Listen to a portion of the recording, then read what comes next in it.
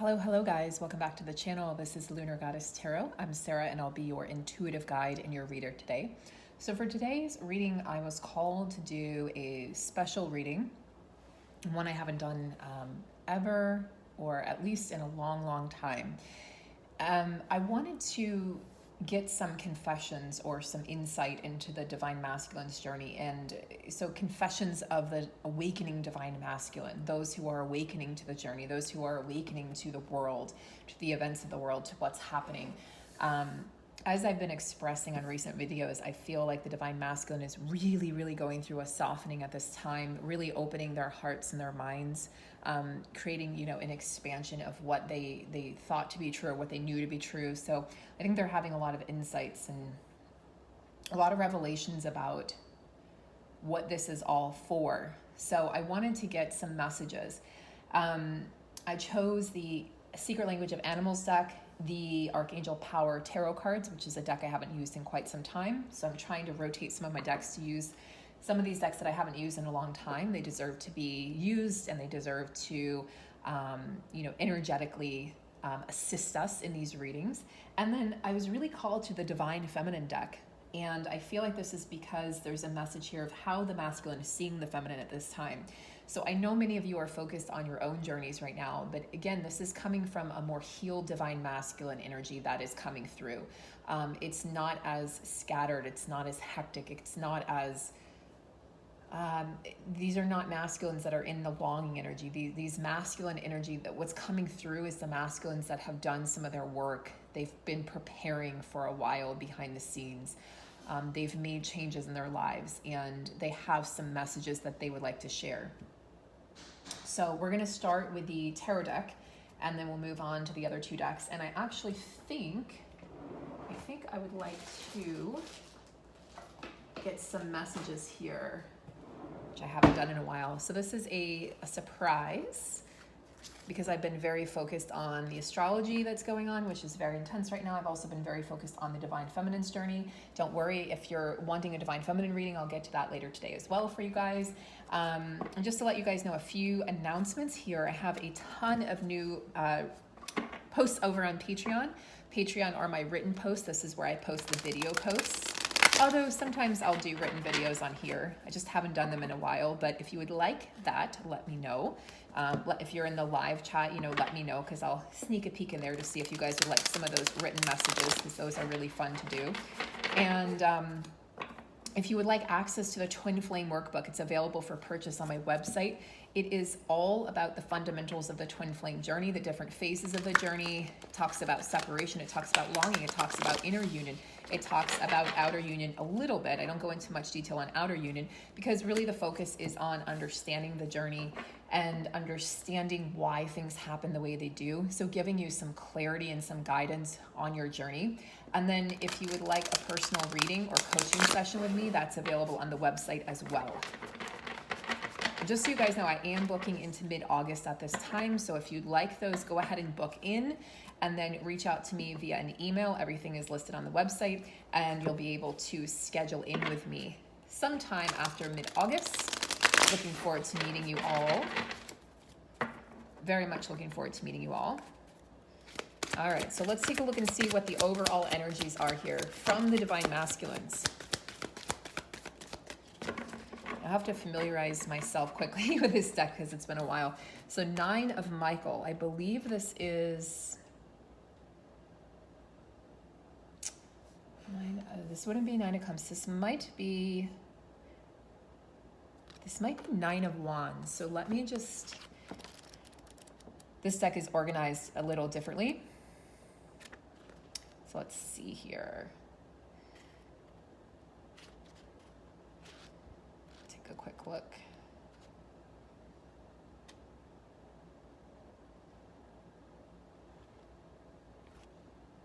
The 9 of Swords. Okay, so 9 of Swords talks about, in the past there's been unnecessary worry, anxiety, guilt, or fear that the masculine energy has really taken on. And again, you can always apply this to your inner masculine that lives and resides within you, as well as the outer physical counterpart or masculine. says your worry is unnecessary. So the Nine of Swords talks about sleepless nights, insomnia, anxiety, sometimes even leading to depression, unwarranted fear about the future in particular is associated with this card. And so the masculine's been trying really hard to be more positive, realizing the power of their thoughts, focusing, less critically, like being less critical with themselves or on themselves. Because if they were critical towards you, guys, they're most critical towards themselves. Okay, that's where that was coming from. Self-hatred, self-loathing. Release feelings of regret, guilt, or worry. So any regret or worry or guilt they've had concerning how they've treated you or the choices that they've made throughout this journey, they're starting to really take the time to let those things go.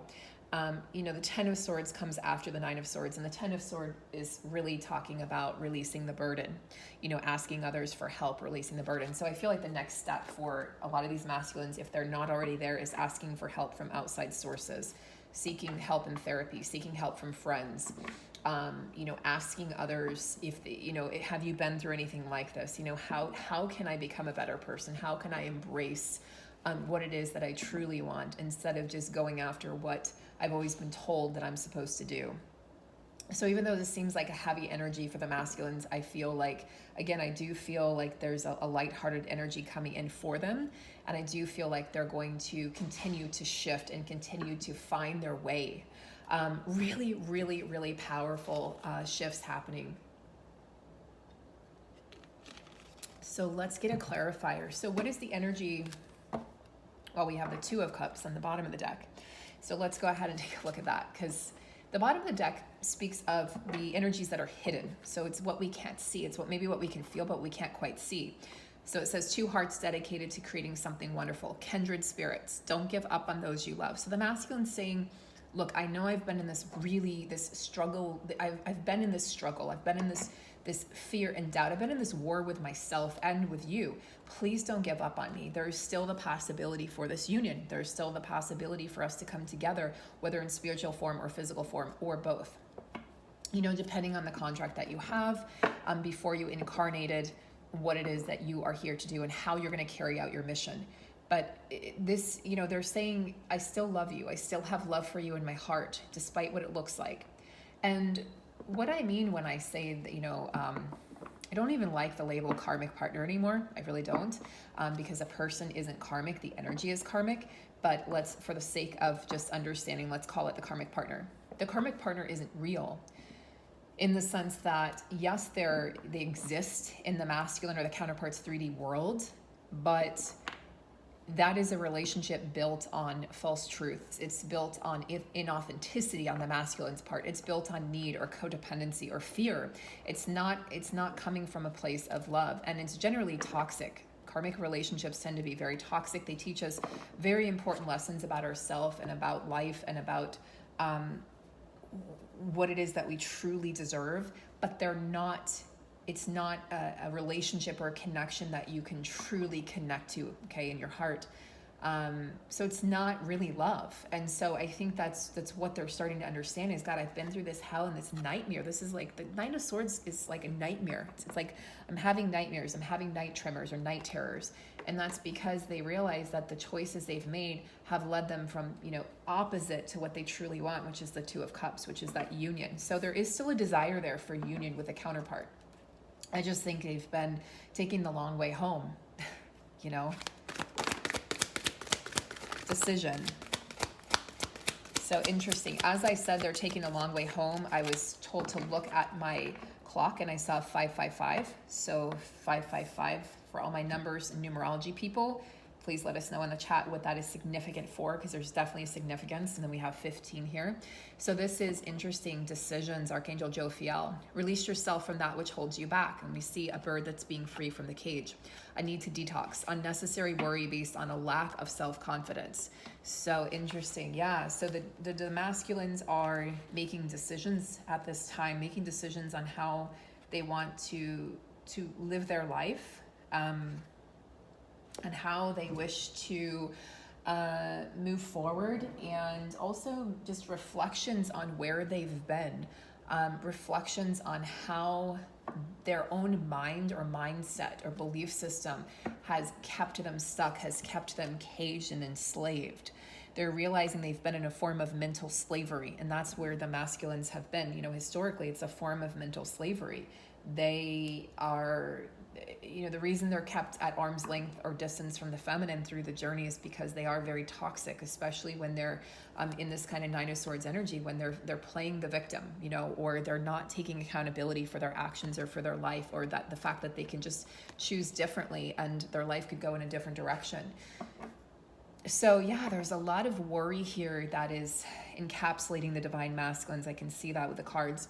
But Archangel Jophiel is the angel of beauty, and she's here, you know, to bring in and instill that self-worth and self-confidence and self-reflection, to let them know, hey, you are worthy of that which you desire.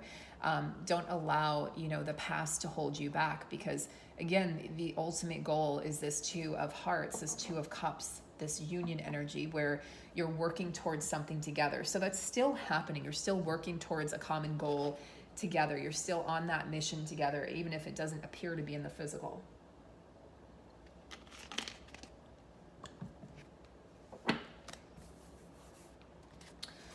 What message would they most like the feminine to know at this time?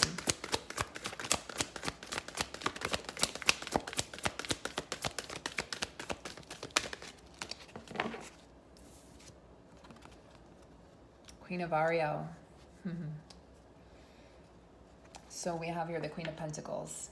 He wants to come in. He wants to match your Queen of Pentacles energy. He sees you as sophisticated. He sees you as dedicated to self, and he sees you as very resourceful. Okay, the Pentacles rules the earth realm, the earth energy, Taurus, Virgo, Capricorn. He sees you as somebody that he can rely on, and that other people can rely on. He sees you as practical.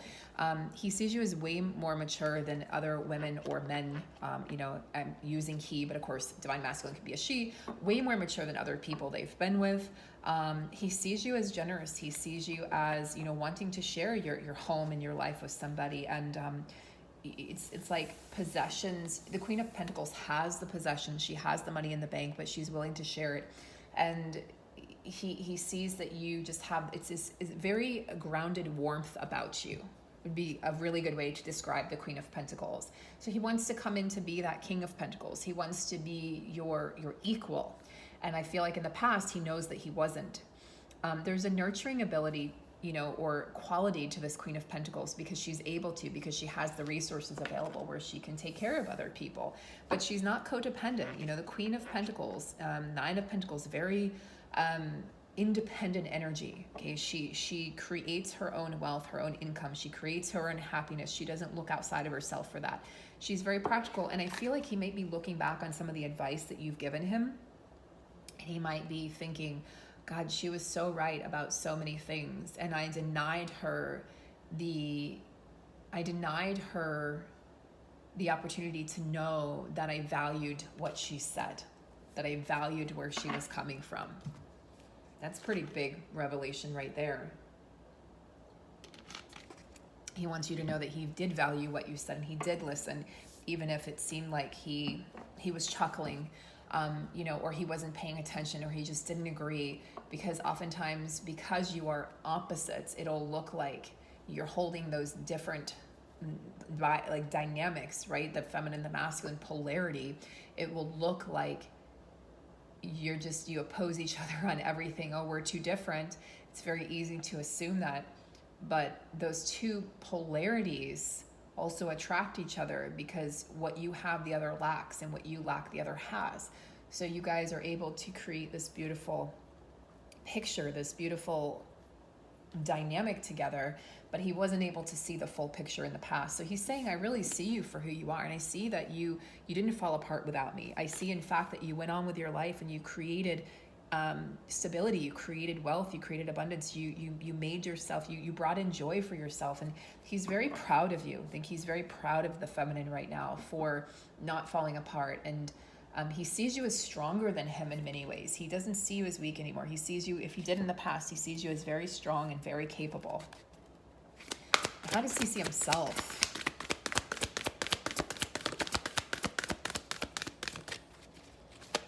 How does the masculine currently see himself? It's kind of quiet in that regard, huh?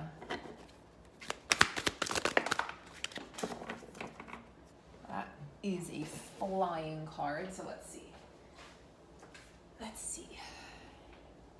Ooh, Queen of Pentacles is how he sees you. He sees himself as the Queen of Hearts. Yeah, again, I felt a softening for this particular group of masculines, kind, understanding, giving, and psychic. So he's more tuned into the spiritual side of himself and the spiritual side of life and the spiritual side of trying to understand life and this connection. He's more emotionally mature at this time. He's gained emotional intelligence. There is a happiness, even though there is sort of this darkness with the Nine of Swords. We do see the Two of Cups emerging in this reading. We do see the Queen of Hearts. We do see this decision, like there's going to be a decision that he's going to free himself from that which has really held him back, or that which he's felt like he was prisoner of. So really, really good to see that. He's starting to trust what he knows to be true. He's trusting his intuition. He's trusting his gut instincts. Masculines would probably refer to intuition as gut instinct. They probably wouldn't refer to it as intuition. They're going to say, oh, it's a gut instinct, or it's just a feeling or a knowing, because intuition sounds kind of feminine, and maybe it sounds kind of magical or mystical. So he might not refer to it as that. He might just say, I'm trusting my gut in this situation. But Raphael is here, really warming the masculine's heart and asking him to follow his heart in this decision that he's making, to help bring him out of the Nine of Swords energy, to bring him, into that state of inner union. Because we could also look at this Two of Cups as the masculine starting to reach that place of inner union, or starting to experience what that might feel like. Maybe just starting to have that kind of like bits and pieces are being shown to him of what that would feel like to have that inner union with himself, which would feel so complete. He's going to start to feel more whole, more sure of himself, more certain of himself, have more confidence, in real confidence, not the fake false confidence that the material world demands of us, but the real confidence that again emerges from the heart, the strength and courage of a true lion or lioness. I want to see, we may come back to the tarot, but I do want to see in the feminine deck, I would like to see how he's seeing the feminine in this regard. So we're looking at the gods and goddesses here, throughout all of history, to see how he's perceiving the feminine. Because there's an interesting, there's a shift in the way that he's perceiving you, and it's because of the shift that's occurred within himself.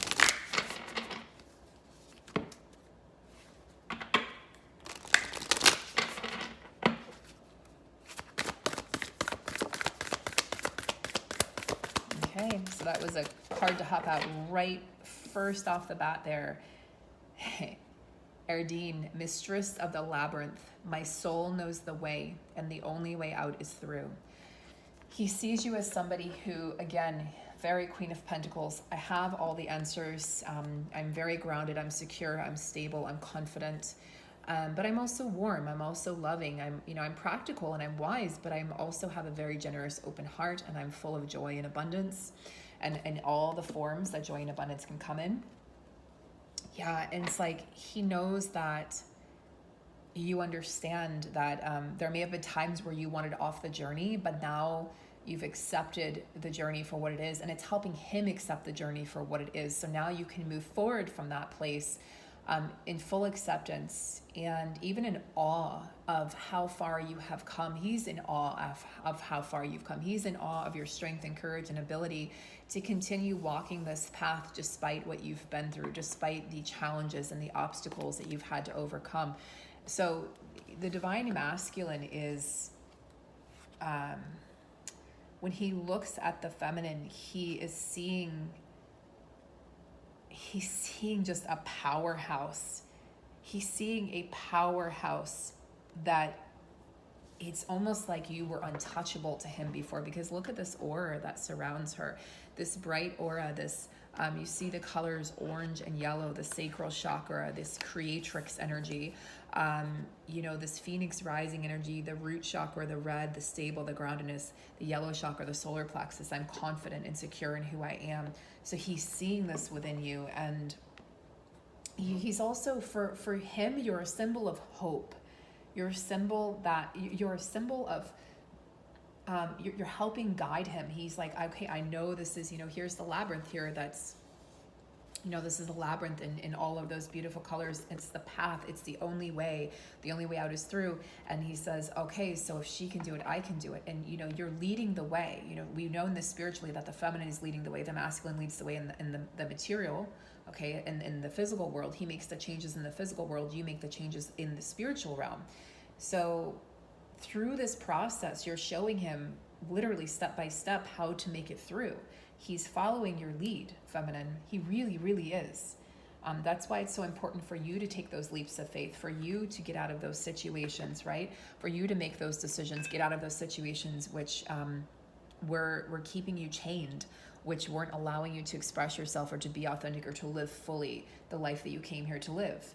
If you were misaligned or unaligned in any way, you've gotten yourself aligned, and now he wants to do the same thing. He wants to follow in your footsteps.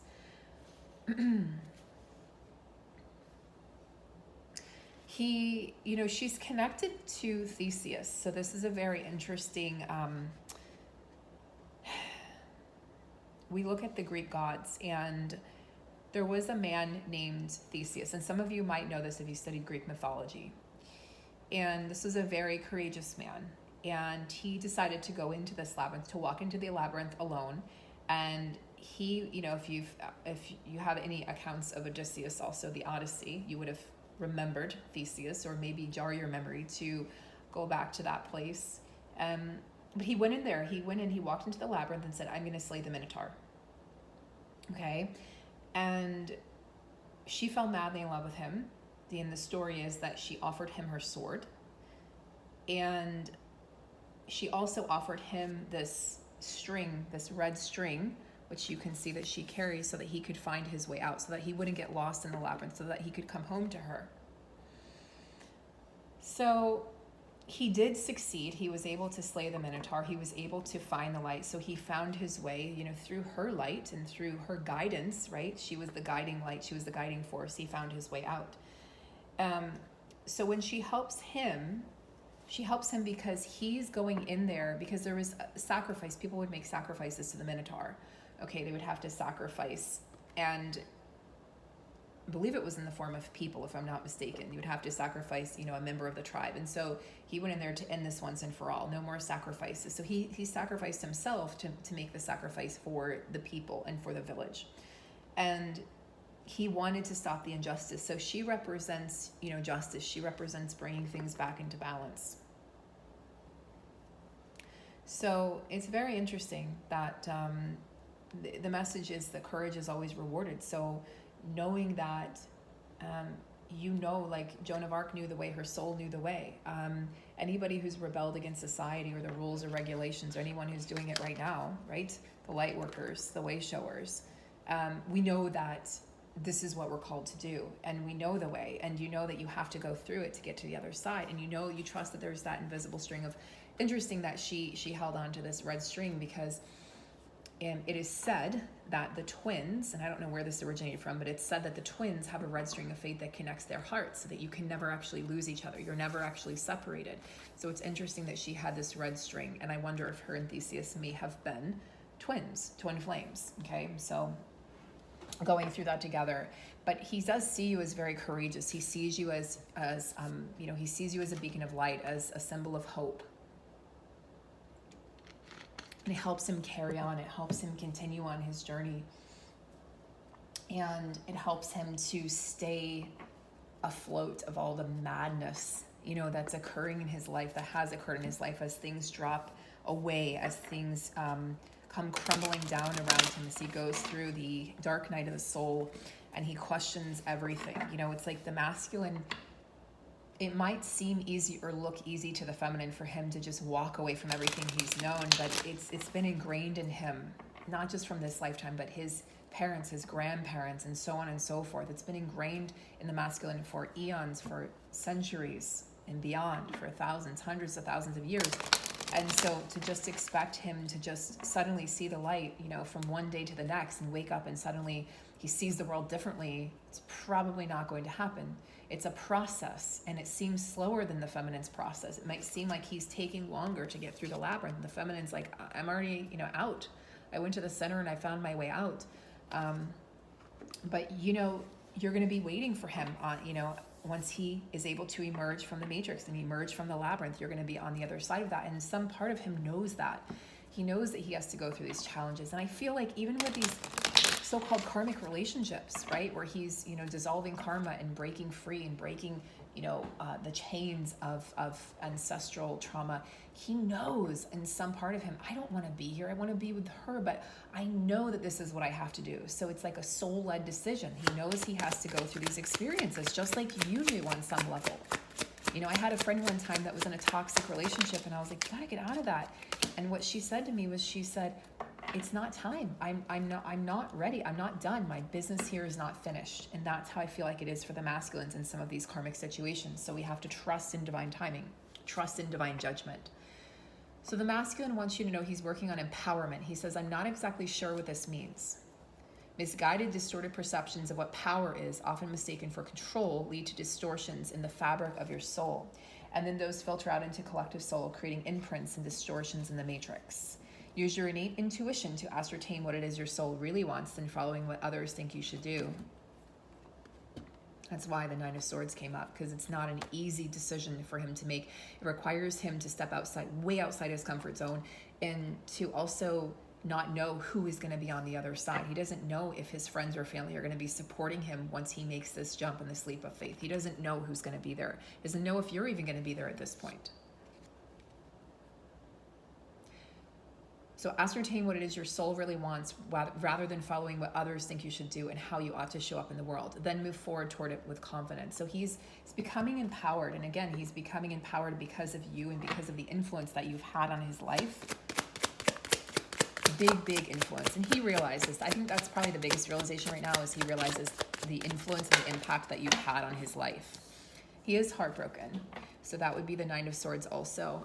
He feels like maybe you're gone forever. Like, this is it this time. I took things too far. So it could be this unnecessary worry, like, I don't know if she's coming back. I don't know if this is repairable at this point. So maybe he feels like, well, maybe a friendship is possible, but I think a lot of the masculines feel like a romantic relationship or connection wouldn't be possible because things have been taken too far. And perhaps that is the case for some feminines. Perhaps that is the case, that it would just be a friendship. I feel heartbroken because somewhere deep inside, I feel as if I caused this heartbreak and division between us. Even if the 3D reality, I am in denial. Okay, so this is about how he denies himself what he truly wants. This is about, why are you denying yourself the union that you really desire? The union within, the union without, divine masculine.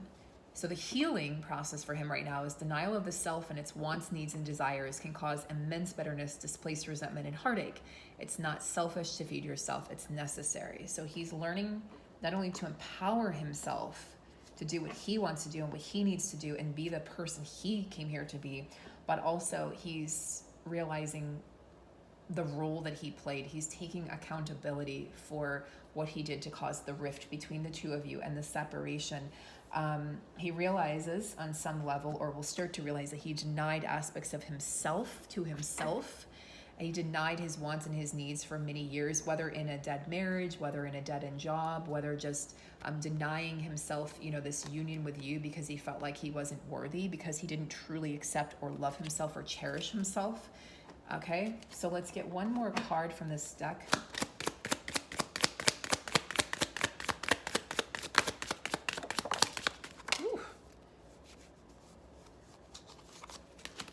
He is maturing. Games and ego in the way. So this could be for a specific group of masculines, because then I also saw the maturing card that kind of popped over. It didn't pop out, but it popped over in the deck, so that there's a maturity that's happening here. And I've been speaking about that too. The masculines are maturing. Blaming, games, manipulation, deception. This is the programming I was taught. So if your masculine played games with you, like control games, who's going to have the upper hand? Who's going to be in power? I'm not going to call first. I'm not going to be the one to give in.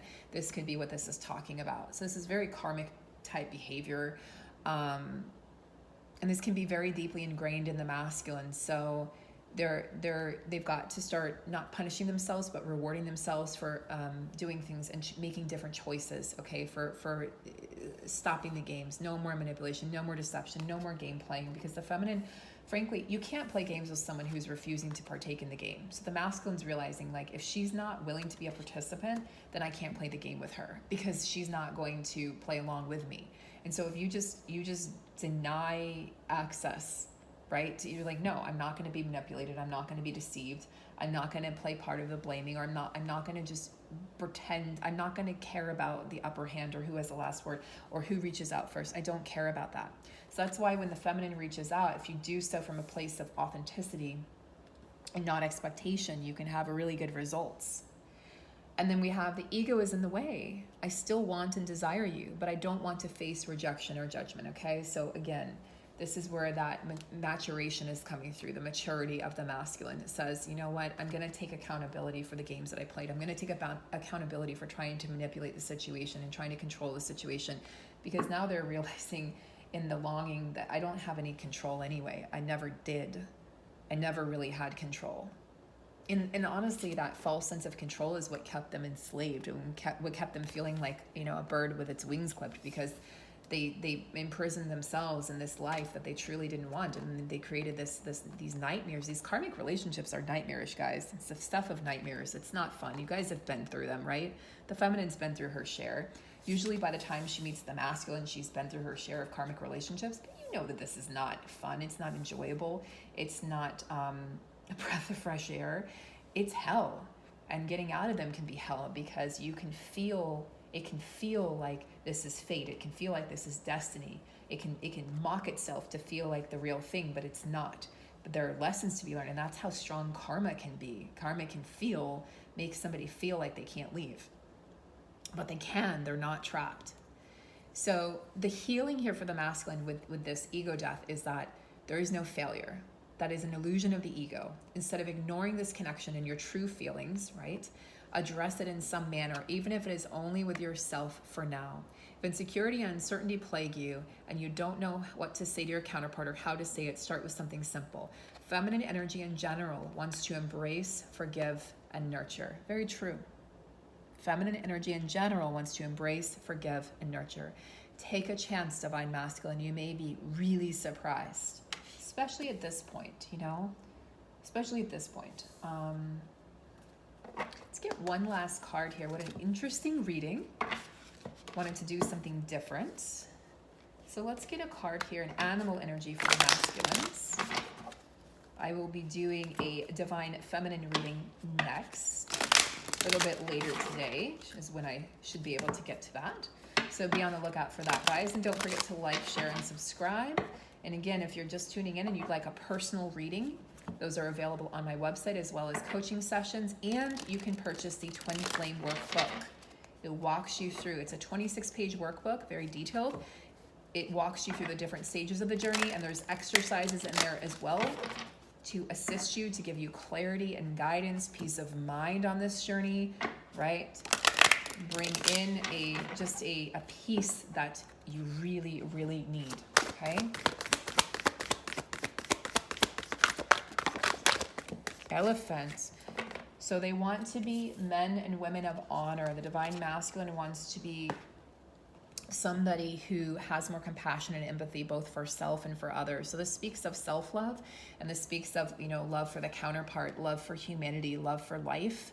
They want to take more responsibility, okay, and accountability for their actions. That's why I feel like we're seeing, you know, this empowerment. They're starting to feel more empowered with their lives. They're starting to break free. They're starting to recognize the role their mind has in making them feel terrible. Starting to realize that my ego was in the way, and I was playing these games with you, divine feminine, and it didn't get me anywhere. In fact, you left. You know, he's like, you left because I played games with you. So it had the complete opposite effect of what they were expecting or what they were used to, because with a karmic type of energy, if they were in a karmic type of relationship, that person would cater to those games. They would have played the games back. It would have been a one-upping ego game where who has the last word and who's got control over who.